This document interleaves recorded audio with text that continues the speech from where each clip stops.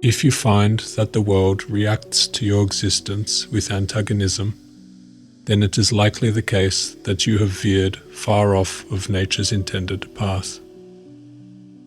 The violation of nature's laws come at a high price to your physical being. Every person you meet in this world is judging you on your looks, on your age, on your abilities, on your position, on your energy. Many people on first meeting you may feel a deep visceral dislike towards you. Without being consciously aware of any particular reason, some people will simply hate you. This is something you will come to accept. We are energetic beings, and certain energies will not mix well with other energies, with your energy. To expect otherwise is unreasonable. Likewise, you too will on occasion feel an instinctive dislike or even hate towards some people for reasons unknown even to yourself. Something you perceive in that person as ugly. We cannot escape this, as it is ingrained in our biology. We make value judgments because there are some things we want more than other things. We want to live more than we want to die. Thus we seek safety over danger. We want to be in safer situations and be around people more conducive to a safe environment, more conducive to health, more conducive to wealth. A person with riches may be seen as more attractive for the reason that resources help sustain life. So too, a person of good looks is assumed to have good health and thus exist closer to the source of life. In ancient Greece, it was said that the beauty gained from virtue and moral thought transcended all other forms of beauty. Here lies a deep truth that many who wish to be beautiful overlook. If a person has ugly thoughts, it begins to show on the face. And when that person has ugly thoughts every day, every week, every year, the face gets uglier and uglier until you can hardly bear to look at it. A person who has good thoughts cannot ever be ugly. You can have a wonky nose and a crooked mouth and a double chin and stick out teeth, but if you have good thoughts, it will shine out of your face like sunbeams, and you will always look lovely. This attraction to beauty is really a desire to live, to absorb life. The person who contains the quality of beauty. Beauty is undeniable. It is a manifestation of nature's ideal. When we get mad at somebody being treated by another more favorably on account of their looks, we are getting mad at nature itself. The hypocrisy here is that we have also discriminated against others in the exact same way, and continue to do so at varying degrees. Many assume beauty to be merely a result of the genetic stock that we were born from. They make no connection between the state of mind and the outward appearance. The face is a window into the mind. When born into the world and closer to the time of birth, the influence of our genetic stock may take precedence of our physical beauty. However, as time passes on and the years go by, the character develops and becomes etched into the face. It is much of the habits and conditions of our existence, the quality of our thoughts that are molding the face and body towards beauty or towards degeneration and ugliness. So too, thoughts of a perverted nature will manifest their visual equivalent. When the mind is permitted to dwell unduly upon sexual subjects, the secretions become more rapid than is designed. The system is drained, and more injury is done by the impure thought that produces this result than by the dream which attends the emptying of the sacs which are flooded with the vital fluid more rapidly than it can be reabsorbed for use throughout the entire system. Thus it will be seen that the purity of the mind is both of primary and vital importance. Does this not exquisitely explain how the seeds of thought manifest themselves into physical biology? Your thoughts are influencing your glands. Your glands influence the secretions of hormones. Those hormones are influencing your cells, bloods, skin, fats, and various other physical characteristics, not to mention your behavior and character.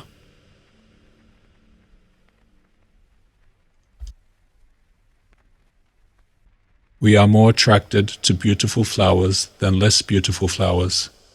Why is that? A beautiful flower has grown and is growing more in line with its own intended design.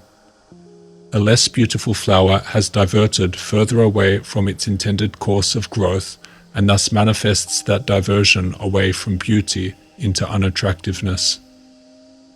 What made the beautiful flower stay closer in line with its natural pattern of growth? It followed the laws of nature closer than that of the less attractive flower. The degree to which one abides by the laws of nature will dictate how far that being can go in fulfilling their genetic potential, in achieving beauty. We are all born from a genetic stock that may be of higher or lower genetic quality than the next. Yet once born, how we choose to proceed, our habits we develop, the foods we eat, the thoughts we think, will very much determine the development of our physical form and ultimately the state of our attractiveness. If we wish to grow into the ideal form of what nature intended for us, then we must adhere to the laws of nature. Every law of nature has a sure reward attached to its observance and a fearful penalty affixed to its violation. Had there been no fixed laws of cause and effect, things would have occurred without any regularity or certainty. Stones would then have been liable to have produced grain, wheat, animals, the sun, darkness, and fire sometimes one thing and then another.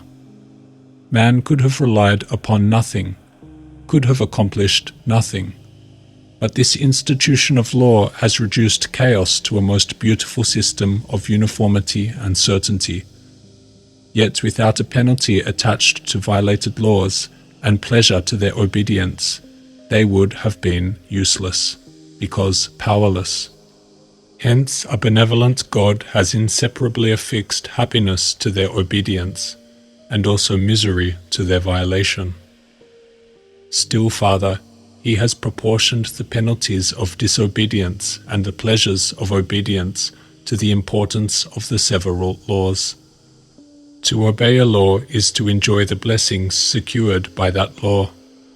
To transgress it is to suffer its penalties. There can be no escape, no evasion of either throughout God's vast domains. These results are inevitable and invariable. Infinite benevolence has put obedience with its blessings into our right hand, and disobedience with its curses into our left, and endowed us with power to choose or refuse either. All our pleasures flow from law obeyed, all our pains from law violated.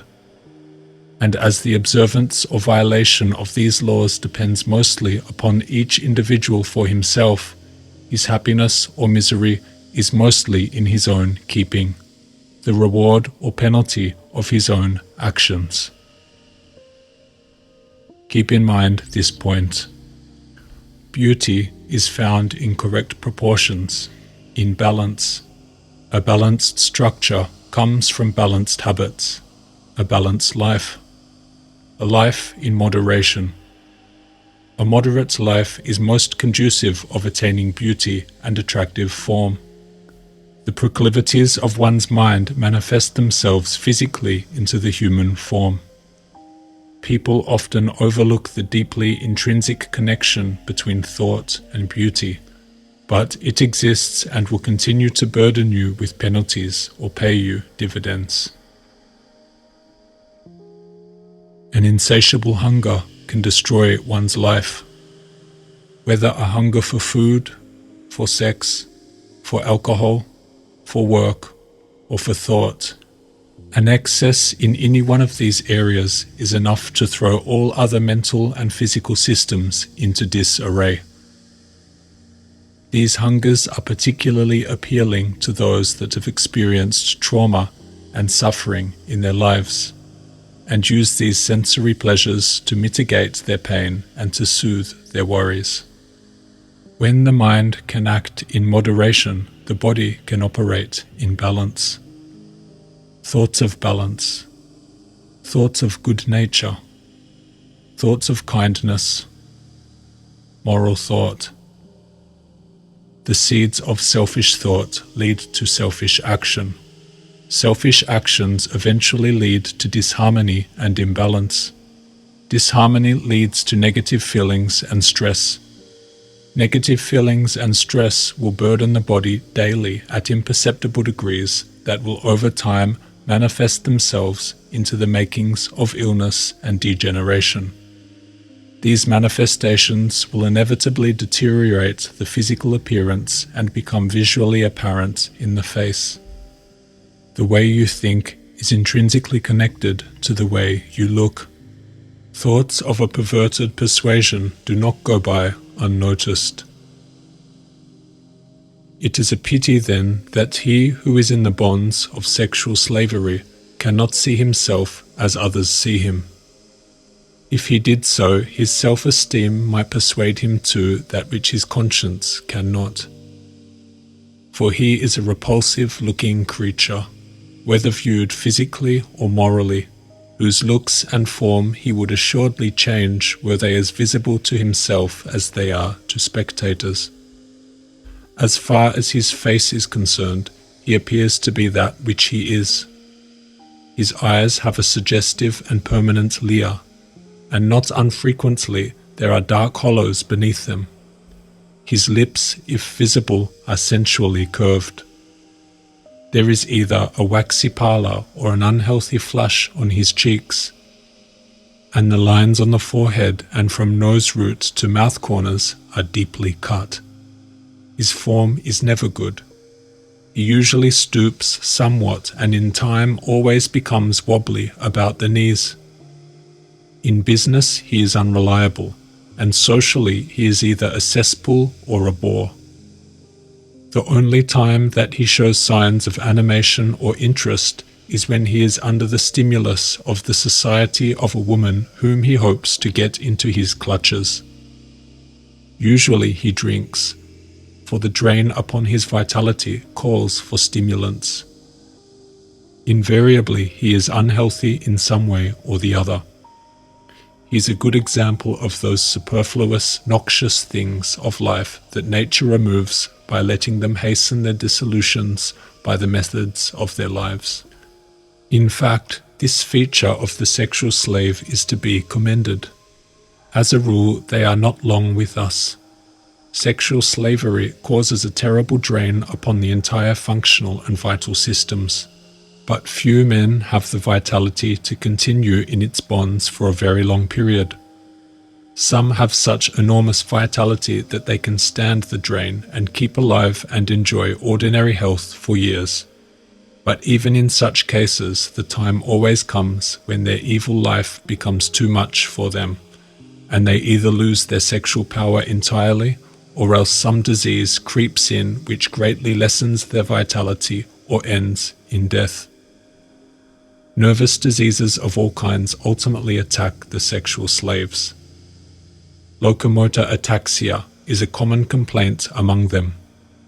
In fact, if a complete list was given of the diseases which in many cases serve the purpose of punishing sexual slaves by destroying their manhood, it would include all the various chronic diseases made possible because of functional weakness. Now contrast the sexual slave with one who has rightly understood and properly used his sexual powers. Such a man is described by a well-known writer thus: where life has been untarnished by the social evil, the sexual impulse marches like a mighty conqueror, arousing and marshalling the mightiest human powers in every department of man's nature. It formulates his purpose quickens his imagination, and calls into existence his united powers in the attainment of the world's greatest and grandest achievements in art, in letters, in inventions, in philosophy. It strengthens every faculty, quickens every power.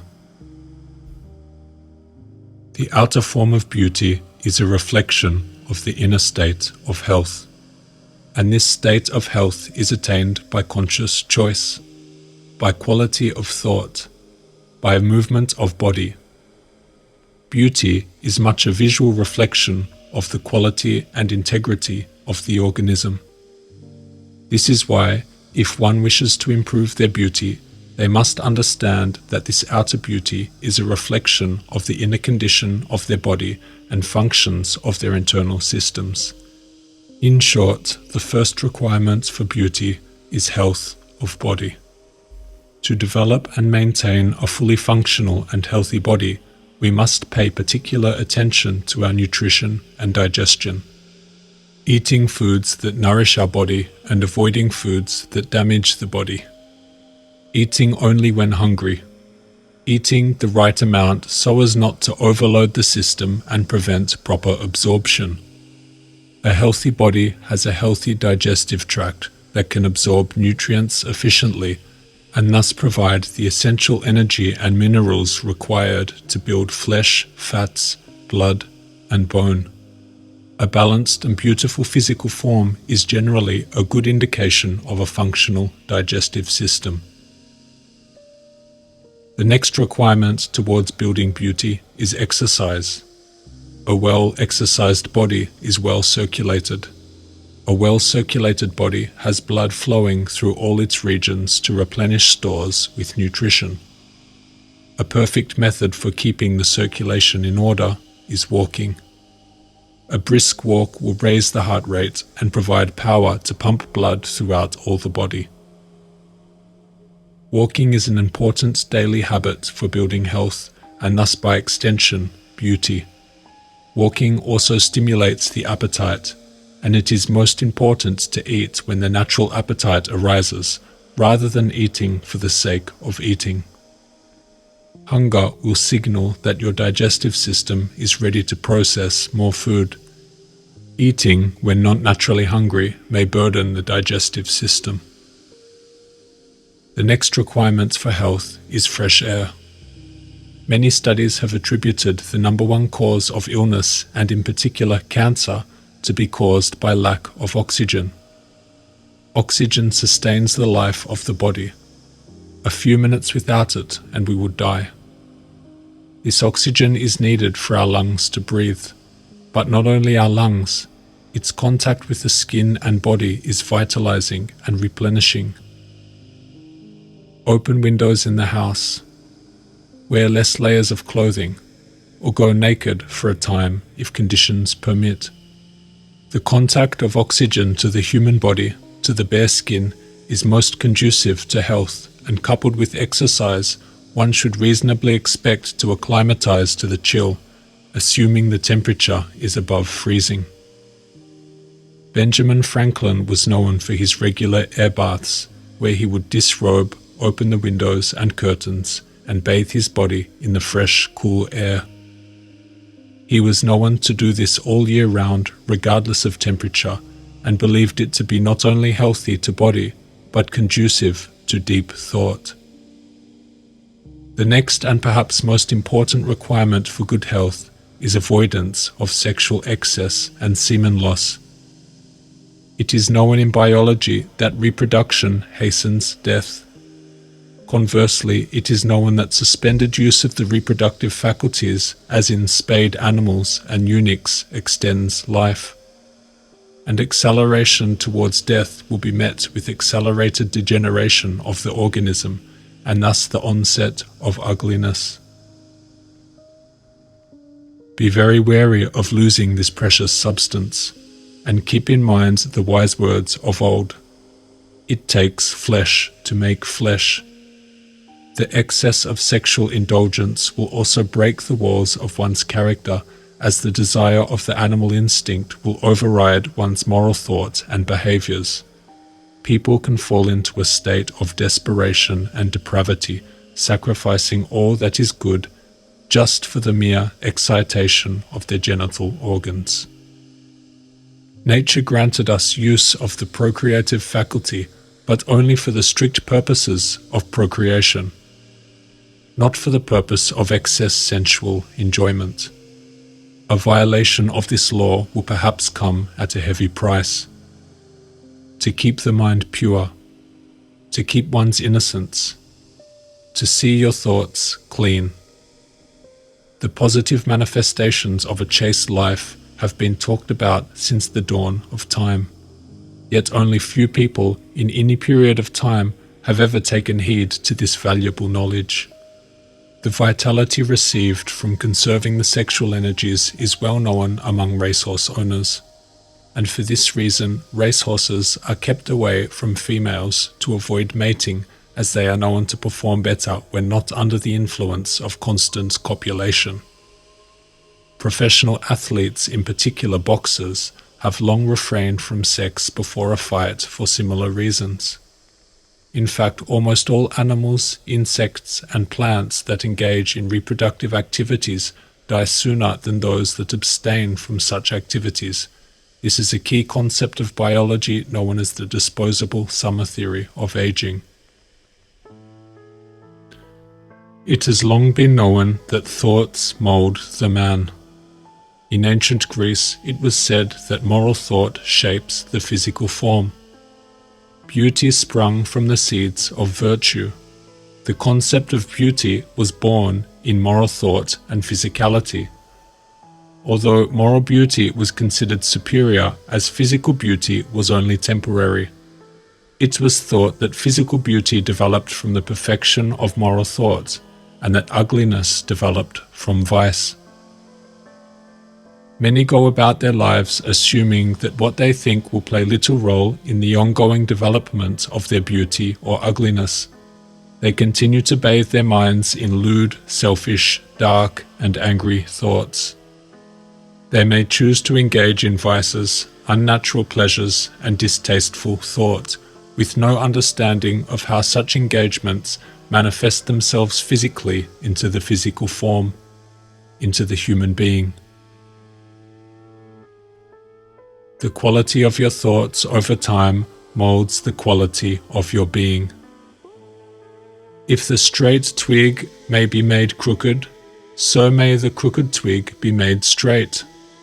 If vice may deform, it is equally within the power of virtue to beautify. Anyone, a late writer says, may prove the power of education upon the features by noticing the ignorant, vicious children who are sent to a school of reform, where they are properly fed and instructed. Day by day, as they receive new ideas of right and wrong and think new thoughts, their eyes brighten, their cheeks assume a deeper color, and the whole expression of the face changes and improves. How noble are the faces of most men known for their culture and genius! So noble that in any crowd they would be noticed and remarked upon, though unknown. It is not that they are, in the common acceptation of the term, handsome men, but because education and intelligence have wrought upon their features till they are grand as the sculptured faces of heroes and demigods. If every mother and teacher would but take the requisite care in the physical and moral culture of the young, in 2 generations the appearance of the race might be vastly improved.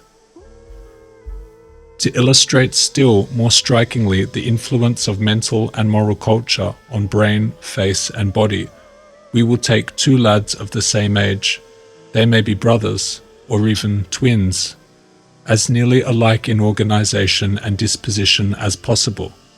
They become orphans, we will suppose, at an early period, say at 1 or 2 years of age, and it is necessary that they be placed under the guardianship of persons, not their parents.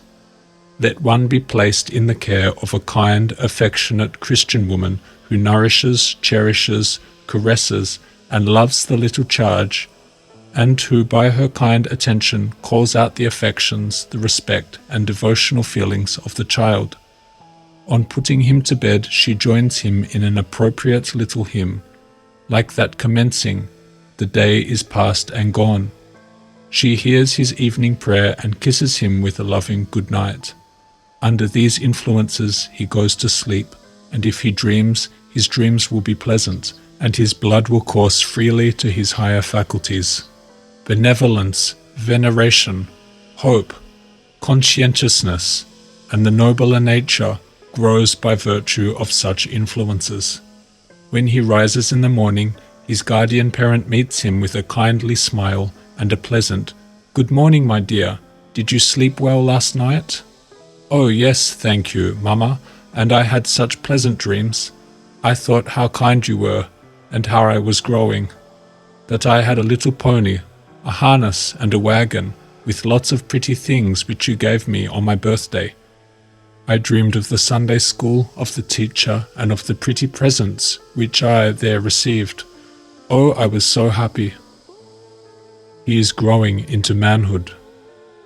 The other child, his brother, is placed in the keeping of a woman who is very different from the one just mentioned.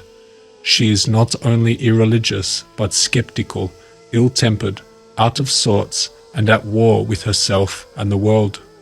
She is fretful, peevish, irritable, cross, and scolds, with seldom a joyous or happy expression on her countenance. Her treatment of the child is in keeping with her spirit and state of mind. Instead of caressing or kissing the child with a good night, she boxes his ears, calls him a dirty brat, a blockhead, or a dunce, and sends him to bed crying or fighting. This child also dreams, but what is the spirit of those dreams? Is it that of love and devotion, or is it that of hatred and revenge? What are the thoughts of the child? When I get old enough, won't I pay her for that? And the blood goes coursing all night long to the passions, enlarging, if not inflaming, his destructiveness and combativeness, while his moral sense not being awakened by appeals to his sense of justice or duty or sympathy is dormant, if not spiritually dead. These children are forming their characters. Now think you that these circumstances have nothing to do with giving shape to the head and the features? Think you that the first mentioned will not be more attractive and comely than his less fortunate brother when they come into manhood? Which one will most likely become a good citizen, and which a culprit or a vagabond? Which will be hopeful and enterprising, and which careless, moping, and indifferent? It is useless to argue the point further. It must be self-evident to every sensible, reasoning being that the influence and surrounding under which we come up through infancy into manhood have a marked effect upon our characters, organizations, and features. At birth, we are born from a genetic stock that determines much of our physicality, but as time passes, it is our character, our disposition, and mental state that will play an integral role in the shaping of our physical appearance and features. What we think, we shall become. As a man thinketh in his heart, so is he. All the thoughts you have had this week, this month, for the years you have been living, have contributed to your current face. Look in the mirror and make that connection. Realize the importance of thinking good quality thoughts. This doesn't end at physical appearance either. As mentioned by the ancient Greeks, there are qualities of attractiveness that transcend the physical, that are most intensely felt by those around this attractive individual. The individual who conducts themselves morally and virtuously is existing in perfect harmony with nature's laws, and thus exists with the quality of naturalness. This naturalness is the most attractive quality, as it is a sign of goodness, quality organization, and most representative of nature itself. The closer one is to nature, the closer they are to the source of life. Think thoughts of a degenerate nature, and you will move towards the opposite direction, of an unnatural state, and soon eventuate into degeneracy. Practice moral thought. Love thy neighbor, keeping in mind that those around you are fighting the same battles as you, though in different settings with different characters. Every person is essentially just another version of you. They are trying their best, and you would have acted in the exact same way that they are acting had you grown up in their shoes. It is merely another version of you filling their shoes. There is so much good in this world. It's there if you look for it, and if you find it, that goodness will radiate inside of you. Others will feel it. Your goodness will benefit all those around you. Above all, be good.